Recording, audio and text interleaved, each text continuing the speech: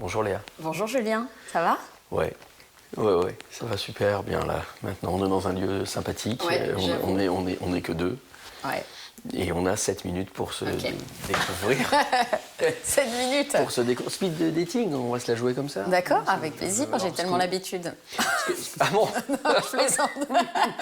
Ce qu'il y a, c'est que moi, on s'en fout de moi, on va dire. Ah bon? C'est un speed dating que dans un sens. D'accord. C'est-à-dire que tu vas me parler uniquement de toi. Ça va être D'accord? Non, séduisons-nous. Non, et puis 7 minutes, c'est trop court. C'est Si trop je court. me mets à parler de moi, on en a pour la journée. Alors on commence. Allez. L'humour, pourquoi? Je fais vite. Humour, pourquoi? Ouais.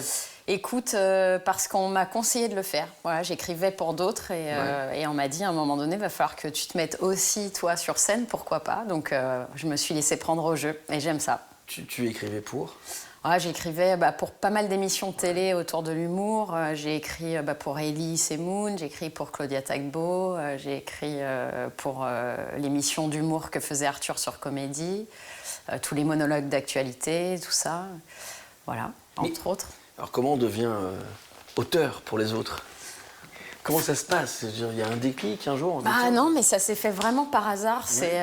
Moi j'étais juriste avant en droit des affaires et enseignante en droit du travail, tu vois, comme quoi un métier très sérieux. Et puis j'ai tout arrêté pour faire du cinéma, pour écrire des films. Et en fait, je me suis retrouvée par pur hasard à animer des émissions télé en direct sur le câble pendant 5 ans. Et comme je faisais rire et que j'écrivais moi-même mes trucs, et petit à petit, on m'a demandé d'écrire par-ci, par-là. Et ça s'est fait comme ça. Et ça fait 10 ans que je suis auteur maintenant. Tu vois. Ton spectacle? Mon spectacle... On en parle. C'est l'histoire de... si tu veux. Ah, écoute, il n'a pas vraiment d'histoire. Je parle de beaucoup de choses qui sont pas les sujets basiques des femmes. C'est-à-dire, je parle pas des relations hommes-femmes. Je parle pas de la princesse qui rêve de rencontrer son prince charmant. Et je parle de plein d'autres choses avec un ton un petit peu grinçant et cynique parfois, ce qui est aussi rare souvent chez les femmes. Donc souvent, ça étonne le public. Il y a un vrai décalage entre le physique que je peux avoir et les horreurs que je peux dire sur scène souvent. Et les thématiques, écoute, je parle un petit peu de mes origines, des animaux, des enfants. Je passe partout. Je mets mon corps en vente sur scène. Voilà. D'accord. Il va me falloir plus de 7 minutes. En fait. C'est ça. Beaucoup plus que 7 minutes. Beaucoup plus. On va regarder un extrait tout de suite. Avec plaisir. Et on s'en reparle juste après. Ok. Nous allons donc commencer la visite par la cave, qui se sépare par 2 pièces tout en longueur. Alors ça sent certes un petit peu l'humidité à cause des moisissures et des champignons. Je les nettoie 1 fois par an, cela devrait suffire. Nous allons ensuite emprunter les 2 escaliers qui vous montent à la porte d'entrée. Des escaliers bien entretenus, des escaliers fermes, toc toc, et robustes, toc toc. Alors apparemment, quelques petites fissures se dessineront dessus avec le temps. C'est pas pour autant que ça va s'écrouler. Au pire, ça fera un petit effet crépi, à la tout.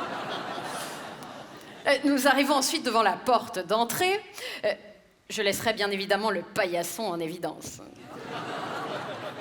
Un paillasson qui a son histoire. Et si vous saviez le nombre de personnalités qui ont fait le pied de grue devant pour pouvoir entrer... Alors bon, une fois à l'intérieur, donc vous allez tout au fond, et là vous arrivez dans les 2 pièces du rez-de-chaussée, la cuisine et le cellier. Ouais, et croyez-moi, en ce moment, il y a des réserves. Bon. Ces 2 pièces sont toutes 2 séparées par un petit couloir très étroit, qui manque certes de luminosité, mais heureusement, il y a peu de passages. Je ne l'utilise que pour les canalisations des fosses communes. Certains m'ont bien proposé d'y faire un garage à billes. Cyclette. Mais alors moi, j'étais pas pour, Qu'est-ce qu'il y a? Bah oui, j'ai peut-être pas les fesses de Pippa Middleton, mais en même temps, j'ai pas un prénom de chiotte, moi. Non mais c'est vrai, c'est quoi ça, Pippa? Pippa. On dirait un savoureux mélange entre pipi et caca. Oh mon Dieu, j'ai fait Pippa dans ma culotte. Non. Et vous imaginez pour un peu que son nom de famille ait été 6 €? Bah ouais, ça aurait fait pipe à 6 €. Bon, bref, poursuivons la visite. Ici, nous avons une petite fenêtre que nous avons condamnée, car de cette fenêtre partait un fil à linge qui allait directement à la fenêtre de l'immeuble d'en face où vivait ma mère. C'était très inconvenant. Du coup, nous l'avons condamnée. Bon, juste au-dessus se trouvent les 2 pièces les plus chaleureuses, les plus confortables, les plus accueillantes. Je les ai entièrement toutes 2 refaites récemment. Bah oui, car à l'origine, il y en avait une plus petite que l'autre et cela gênait les visiteurs. Bon, aujourd'hui, c'est ce qui donne tout le cachet au reste de la propriété, paraît-il. Bon, juste au-dessus, vous avez la chambre principale avec vue panoramique sur le reste du monde, une vue imprenable grâce à ses 2 grandes fenêtres, toutes 2 dotées de volets automatiques avec télécommande incorporée. Fermé, ouvert. Fermé, ouvert. Juste en dessous de ces fenêtres se trouve un aspirateur contemporain, aspirateur naturel, qui très bizarrement n'aspire que les poussières blanches. Ah, comme vous pouvez le voir, le ravalement de façade a déjà été opéré. De toute façon, l'Assemblée générale a voté pour un ravalement de façade quotidien. Donc en principe, sauf forte pluie ou ouragan ou là dans la tronche, ça devrait plus bouger. Ça te plaît de travailler en troupe comme ça pour ce genre de festival, travailler à 2, travailler tous ensemble comme vous l'avez fait et comme vous êtes depuis maintenant 2 jours? Bah ouais, ça permet de rencontrer des gens, de rentrer à l'hôtel pas seul, tu vois. Je déconne. Il va me falloir beaucoup plus que 7 minutes.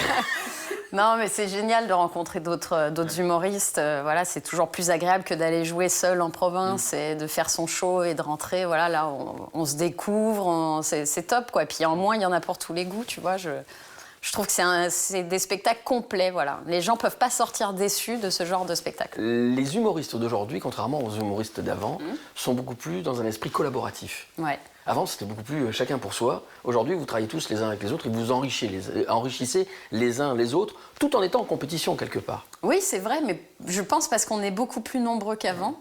Et du coup, on sait qu'il y a beaucoup trop de spectacles, donc on préfère se dire bon bah on s'aide les uns les autres, comme ça on va grandir ensemble, plutôt que de se tirer la bourre, alors que voilà, on est trop de toute façon, donc ça marchera pas. Enfin, je sais pas, moi Et puis bon, c'est plus sympa d'avancer dans une bonne entente, une bonne ambiance, que tu vois, faire des croche-pattes dans l'escalier, c'est fini, voilà. C'est qui ta bande? Ma bande, à moi? Ouais. Oh, écoute, je sais pas, je travaille avec plein de gens, je bosse, enfin j'ai beaucoup bossé avec Baptiste Le Caplin, Claudia Tagbo, Amel Chabi, voilà, et puis à la radio avec Frédéric Sigrist, Willy Rovelli, Shirley Soignon, Anne. Voilà, tous les gens avec qui je travaille, en fait, je peux pas dire que c'est une bande, mais en tout cas, c'est des gens que j'apprécie parce qu'on travaille beaucoup ensemble et on s'entend très bien. Okay. Et ils sont sympas et talentueux, ce qui est rare. On y va? Allez, c'est parti, Julien. Je crois que le courant est passé. Hein, on va se le dire, c'est bon. Allez, salut, bonne journée.